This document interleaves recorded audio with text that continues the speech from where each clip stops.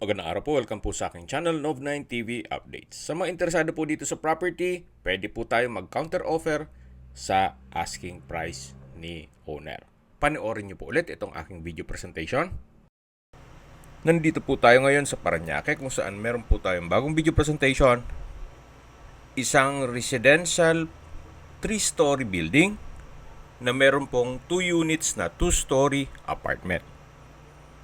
Ito po'y income generating. Every unit ay may monthly rental na 15,000 pesos. Kaya kung okupado po lahat, ay meron po kayong income na 30,000 pesos monthly. So ito po yung unang apartment na kung saan kumpleto na po yan. May 2 bedrooms, toilet and bath, kitchen, living area at service area. Ganun din po dito sa kabila. Same floor plan din po. At meron pong kanya-kanyang garahe at steel gate. Ito pong property ay may lot area na 240 square meters at may floor area na 495 square meters. Ito po'y titulado, buhay po ang may-ari, kaya wala po kayong maging problema sa documentation o sa transfer ng title. Mula po sa highway, ito'y walking distance at flood-free area. So, check po natin itong 3-story na residential.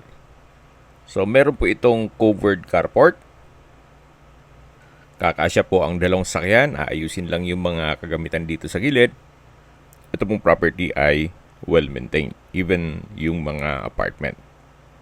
Kaya kung sakali man na ma-acquire nyo ito, ready for occupancy na po. So ito po yung main door. Then meron pong access door dito papunta sa maid's room at service area.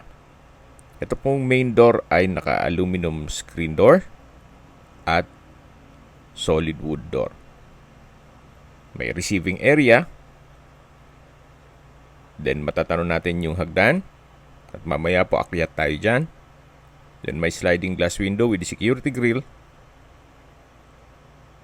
At tungkol naman po sa mga kagamitan, hindi po kasama yan. Mula po dito sa receiving area, meron pong vanity mirror. At dito naman po yung guest room. Ito'y naka-solid wood door. Then sa spasyo, malaki naman po siya. At may sariling toilet and bath. Kaya kung sakali man po na makuha nyo to at yung residential nyo ay nasa second at third floor, ito po'y pwede nyong paupahan para maging income generating din po. Kagaya nung dalawang apartment. Hindi lang po pala natin yun ma-shoot gawa ng may umuupa, yung dalawang unit. Then ito po yung toilet and bath na kung saan mayroon pong hand wash basin, vanity mirror, water closet. Then meron pong shower enclosure at ito'y naka-tile bathroom wall. Meron din pong hot shower set. Then bathroom window with security grill. High ceiling din po ito. So ito po yung banyo nitong guest room na pwede pong paupahan. Gawa ng malaki naman ang espasyo nito. So kung bed space lang or weekly or monthly rental, pwede na po ito. Gawa ng napaganda po ng lokasyon nitong property. Malapit po sa lahat. So meron pong itong access door dito sa kabilang side. Kaya kung sakaling ilock nyo yung main door, meron po siyang daan dito. Hanggang dun po yan sa dulo. At ito naman, pag dinaretso nyo yung garahe at yung gate na kung saan dun tayo pumasok kanina. Kung gusto naman may privacy, itong guest room, o kung papaupahan nyo to, pwede naman pong ilock na lang itong isang pintuan dito sa may receiving area para may privacy din yung uupa dyan. Anyway, depende po yun sa magiging diskarte nyo once na ma-acquire nyo ito. Nandito na po tayo sa stairs. At papunta po ito sa second floor.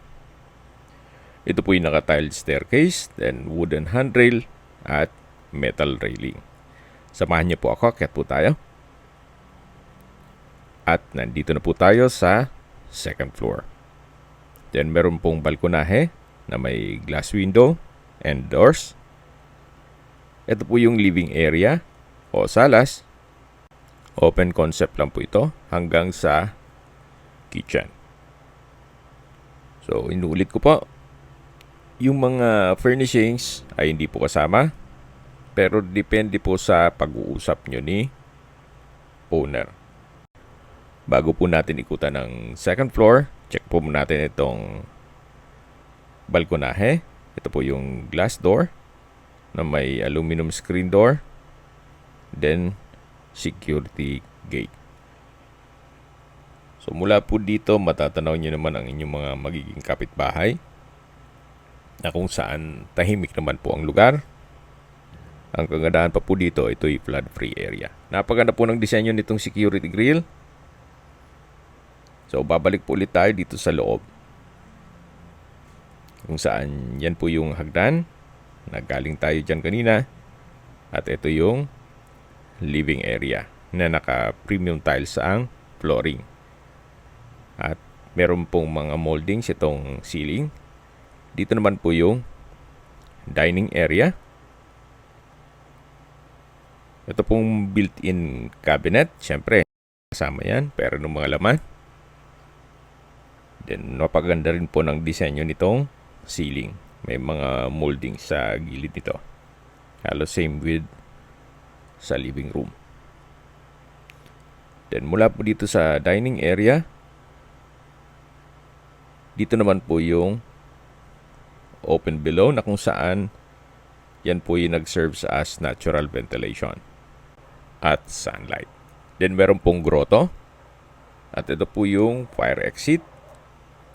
Mula po sa third floor, dito ang fire exit pababa. Then meron pong maliit na pintuan na access naman dun sa stairs. So dalawa po ang stairs dito, yung kung saan dun tayo pumanik kanina at dun sa likod.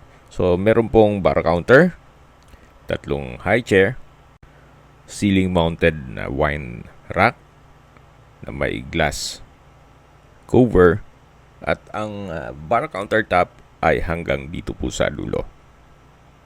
Sa baba po ay meron ding built-in cabinet and drawer. May dalawang high chair din po dito sa loob at wall-mounted wooden shelves. Then mula po dito sa bar counter, ito naman po yung access door papunta sa formal kitchen. Na kung saan meron po itong breakfast table. Then glass window with security grill, kitchen countertop, kitchen drawers and cabinets, at storage ng kitchen utensils. Meron din pong stainless sink with faucet. Naka-French door design po pala itong pintuan dito sa may kitchen. Then meron pong stock room dito. At yun ang electric breaker.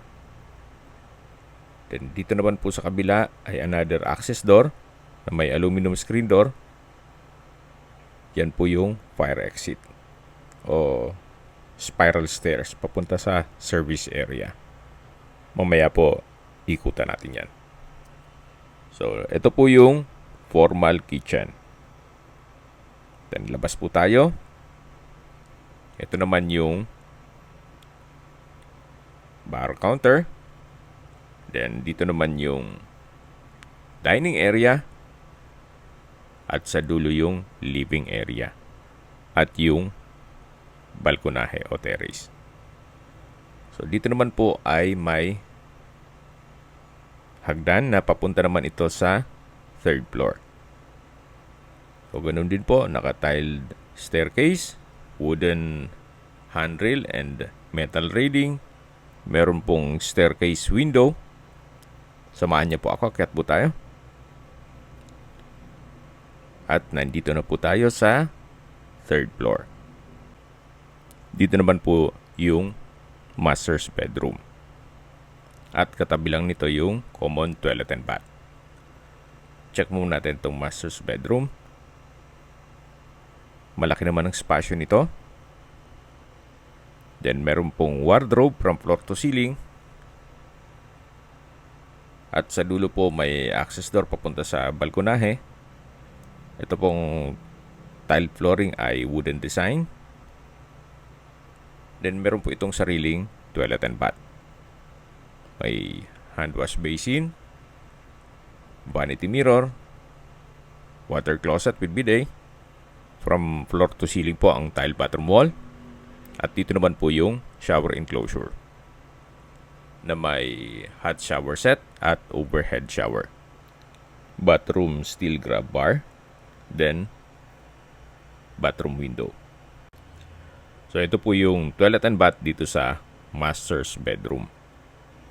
At dito naman po sa balkonahe, pag meron pong fireworks daw sa MOA, ay tanaw na tanaw po nila dito. Yun po sa side na yun ang MOA. Then, same design lang po yung security grill mula sa second floor. Then po, tunghayan nyo po ulit itong master's bedroom. Then, sa dulo yung wardrobe. Labas na po tayo para check natin yung ibang kwarto dun sa kabilang side. So, mula po dito sa master's bedroom, ito yung hallway. Then, dito naman yung hagdan. At dito po yung pangalawang kwarto. Then, yung pangatlong kwarto. At meron pa po itong attic. So, ito po yung second bedroom. Sa spasyo, sakto lang. Hindi naman siya ganun kaliit at hindi naman ganun kalaki. May glass window. May blinds. Then, window type aircon. At may sariling toilet and bath. Meron din pong wardrobe. Then, meron pong mga wall-mounted shelves.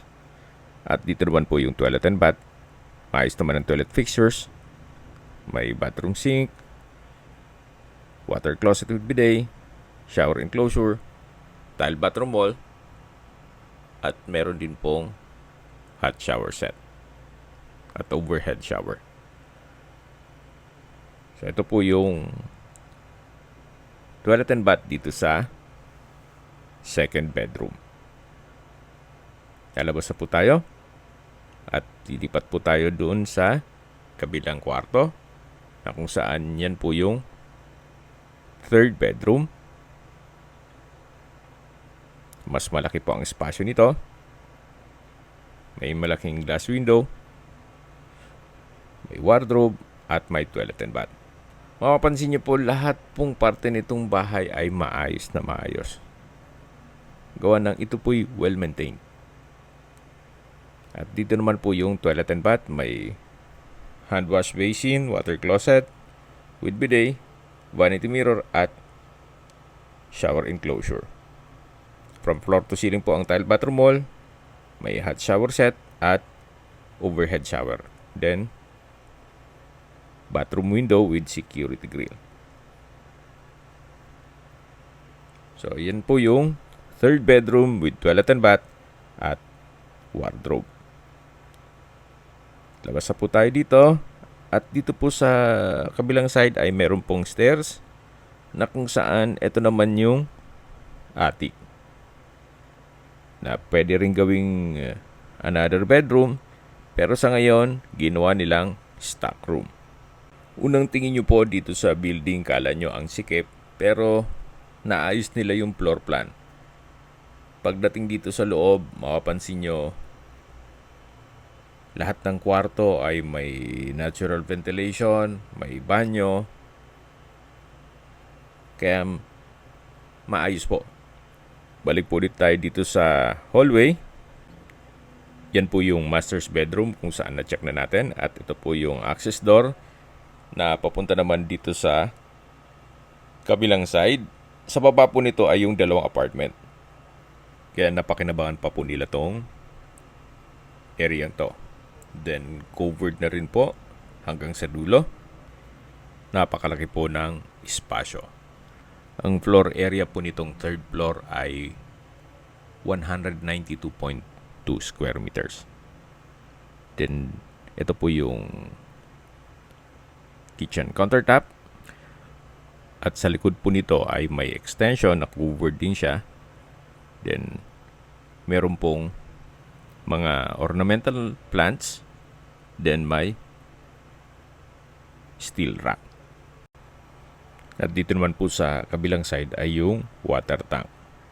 Although maayos naman po ang water supply dito, yan naman po in case ng water shortage. Dito po yung hagdan na papunta sa water tank. So habang naglilibot po tayo at pinagmamasdan nyo po itong buong kabahayan, pag-usapan na po natin ang distance, location at travel time. Mula po sa SM Hypermart, Sukat, ang distance is 800 meters at ang travel time is 4 minutes. Mula naman po sa Pure Gold Sukat at SNR, ang distance is 1.1 kilometers at ang travel time is 7 minutes. Mula naman po sa UniHealth Parañaque Hospital, ang distance is 1.5 kilometers at ang travel time is 11 minutes. Yan po yung lagi kong binabanggit sa aking video na dapat nyo i-consider sa paghanap ng property, yung meron pong malapit na hospital. Hindi ko naman po sinasabing sakitin kayo. Yan naman po for emergency purpose lang naman. At mula naman po sa SM City, BF, at Medical Center Parañaque, ang distance is 3.2 kilometers at ang travel time is 14 minutes. Mula naman po sa airport, ang distance is 11.2 kilometers at ang travel time is 27 minutes. Nandito na po pala tayo sa service area. Then dito po sa kabilang side ay dito po nakapwesto ang toilet and bath ng mga staff.